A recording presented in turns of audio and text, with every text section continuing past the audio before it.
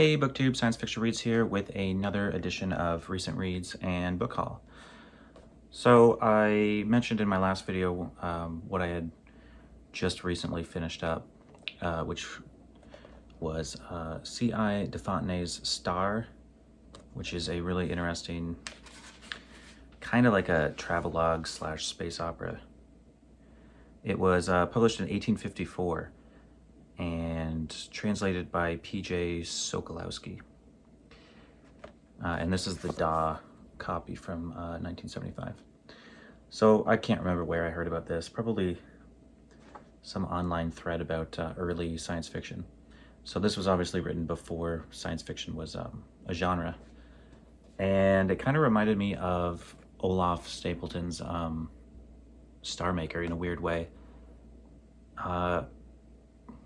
This doesn't have astral projection, but it does have the narrator who, if he's not unnamed, it's certainly not that important.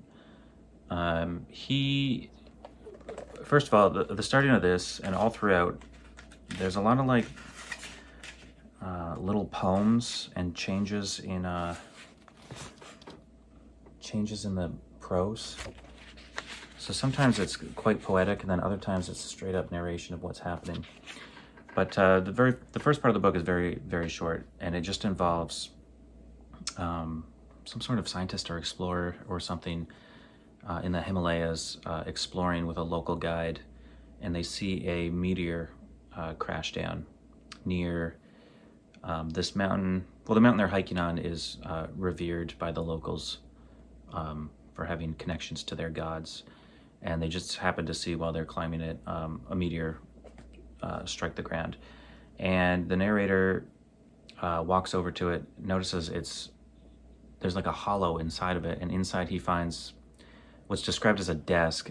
I don't really understand if it was an actual desk or just not exactly a great translation, but inside the desk are documents, and it takes this guy months and months to decipher them and translate them, and then everything else after that is just this guy relating, or the narrator relating the story of this solar system that's like, I think 30 odd light years away.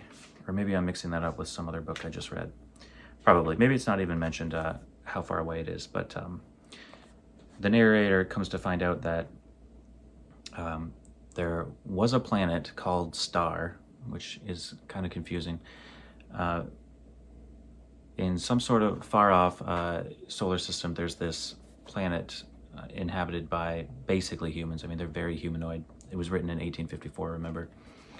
And there was a scholar at one point who lived in the side of a mountain, and the narrator theorizes that this mountain was actually a volcano, and when it erupted, parts of it were ejected, and parts of this guy's apartment were ejected, and all that remained inside that little meteor was his documents.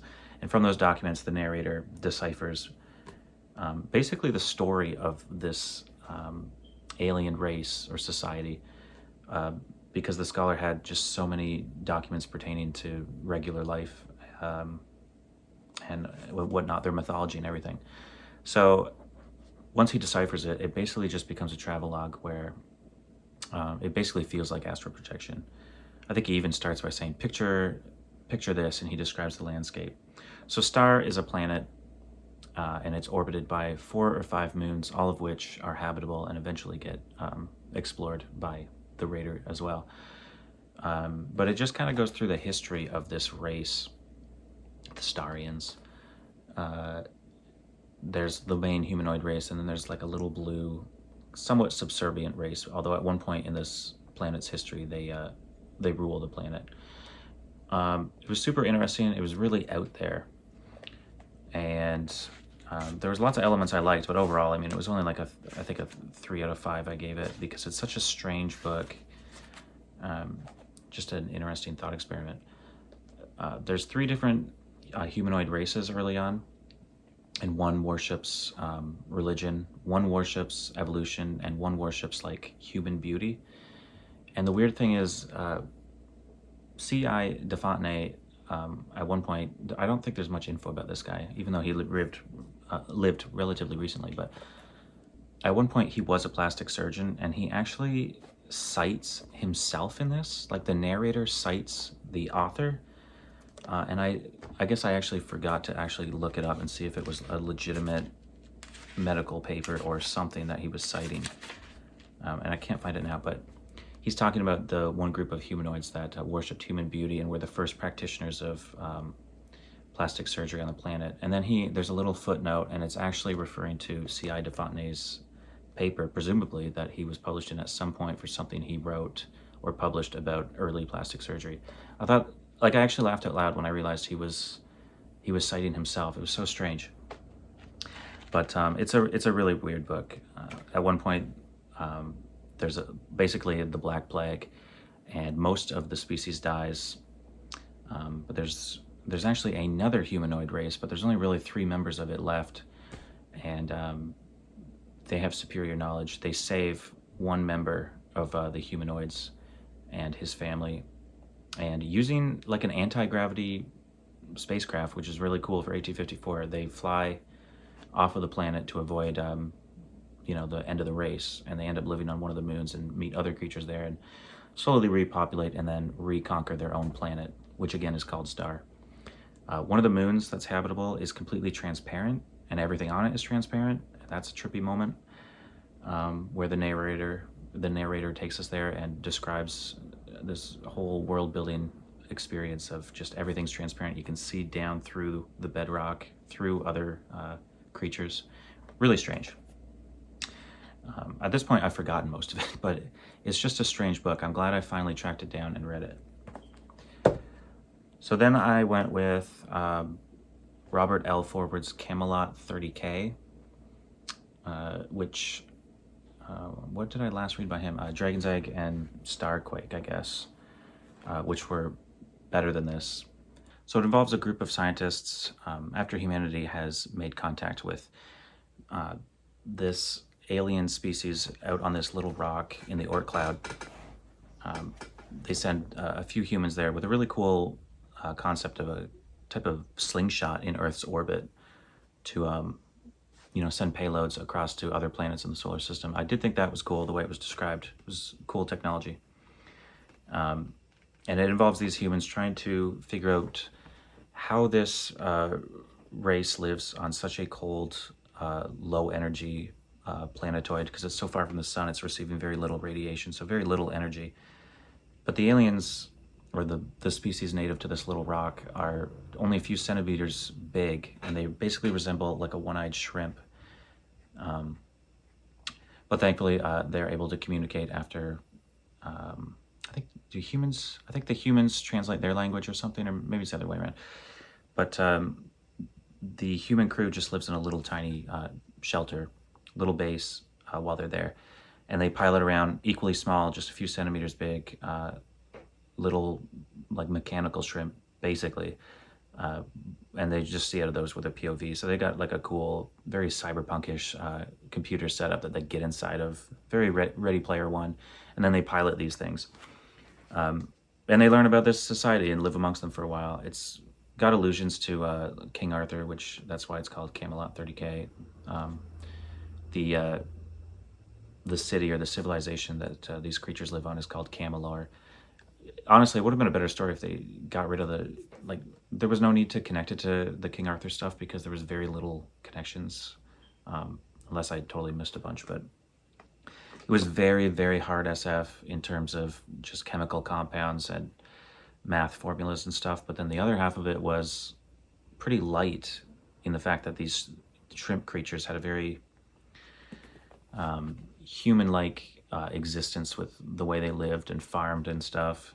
And there is the big mystery, like, how are these things reproducing and surviving with so little energy? And they do figure it out. It's a neat concept, but overall it was kind of a disappointment. After that, my most recent video was kind of looking at my shelves and trying to pick what to read, which I did not think would really be a popular video, but it would seem to be well received. Anyway, at the end, I ended up with George Alec Effinger's When Gravity Fails, which, if memory serves, I think this came out in 87. Yeah, 87. Neuromancer came out in 84, and strong similarities in the world building, sort of. For the first little while, I was kind of annoyed because I like cyberpunk, but when you've just got lots of drugs and prostitutes, it just feels like it's imitating Neuromancer, but very poorly. Eventually, I got over it. It was a good detective story involving equally kind of like. This also kind of annoyed me because the main character is kind of like Case from Neuromancer. He's kind of a lowlife, involved with drug deals and other like kind of low-level gang activity. Well, not gang activity, but low-level criminal activity.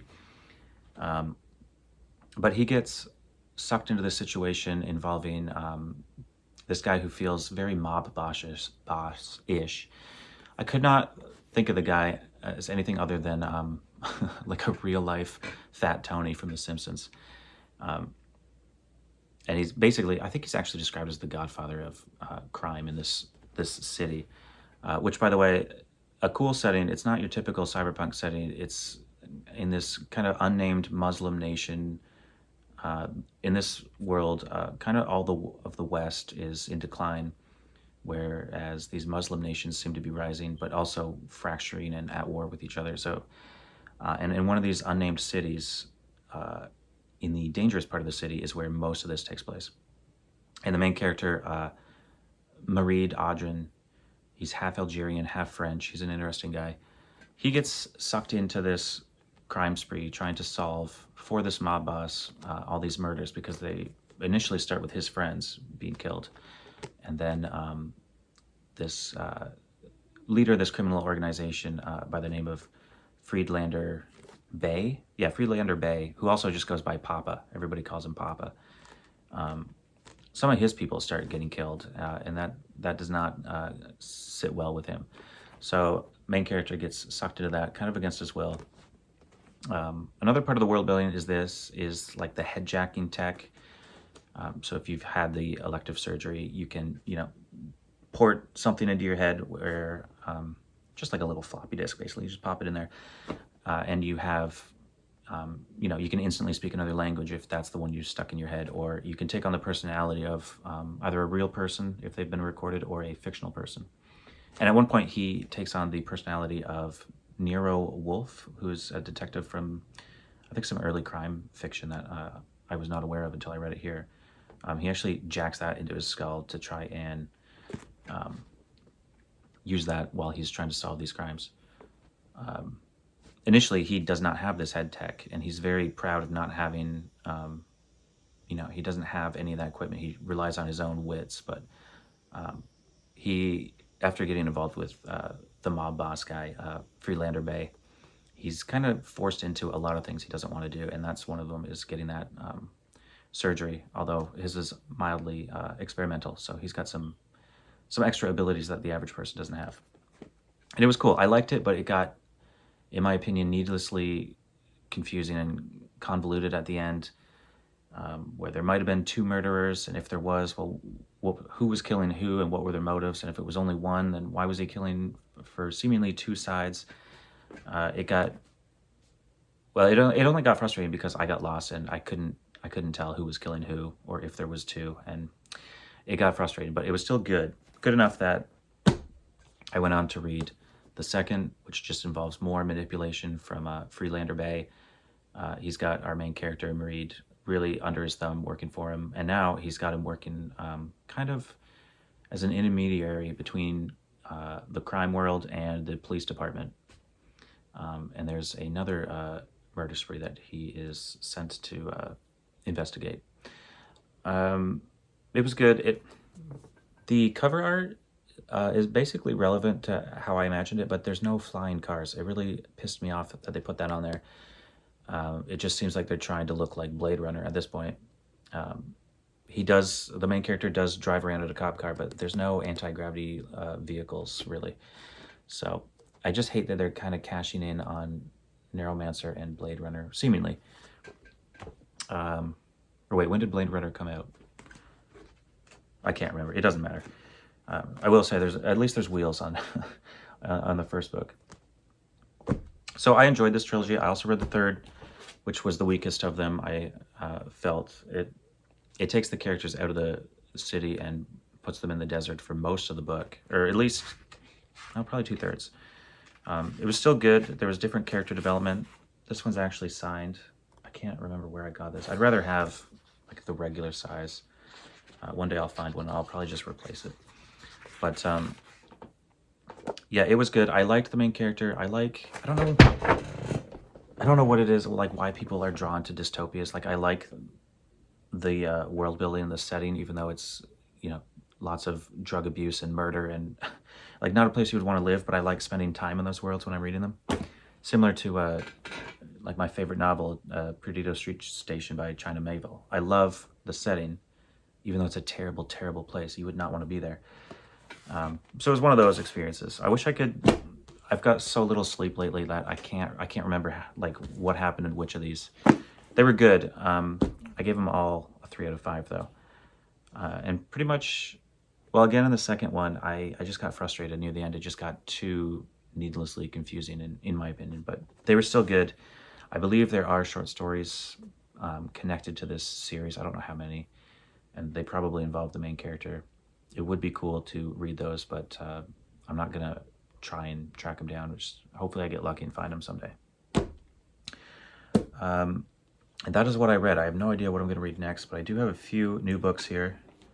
I'm still not buying books for the considerable future, but these were sent to me by Ira at Science Fiction Words of Wonder. I think in some video I mentioned that I had a hardcover of this, The Children of the Sky, which is the third in the Zones of Thought trilogy, and the only one I haven't read out of the 3. I was talking about how lately I've been trying to cut down on hardcovers because I prefer paperbacks. And he happened to have an extra of this, which he offered to send me. So now I have it. I'm not sure what I'm going to do with the hardcovers. Probably keep them, but store them away or something. I don't know. I can't decide. I'm happy, super happy that he was willing to send me these, but there was some bonuses here. He also sent me Transfigurations by Michael Bishop, who just recently passed away. I actually have this exact copy, but this one's in better condition, so I got rid of the other one. And Clifford D. Simak's A Choice of Gods was the other surprise. I've never seen this particular cover. I really like that. Turns out I also had this, but it was a different edition that was falling apart, so a very nice upgrade. So I thank you again for those. Super generous, super nice. I'm happy to have this in paperback because it's hard to find, and when you find it, it's expensive for some reason. And I kind of want to read it now, but I don't know. I need something simple. Maybe I'll read Simak next. That's it for the new books. I'm not entirely sure what I'll read next. I do plan on reading The Joy of a Peanuts Christmas. I read this most Decembers. I'm also partway through, where is it? Something a little different. If you had anybody who saw my, it was probably over a year ago now, I did an interview with Sean D. Standfast, part of his Desert Island Books interviews he was doing. And I talked about 90% science fiction, but at the very end, I talked about my love of the Rupert Bear character in the comics, and I've been reading this a couple a night till it's done. I love this character who's over 100 years old at this point. It's got great art. If there happens to be a Rupert fan out there, I'm sure you'd appreciate that. And I'll also be reading sometime in the next few days. I've got the folio edition of A Christmas Carol, which I read for the first time last year. I found this super nice copy for like, I think $10 in a thrift store.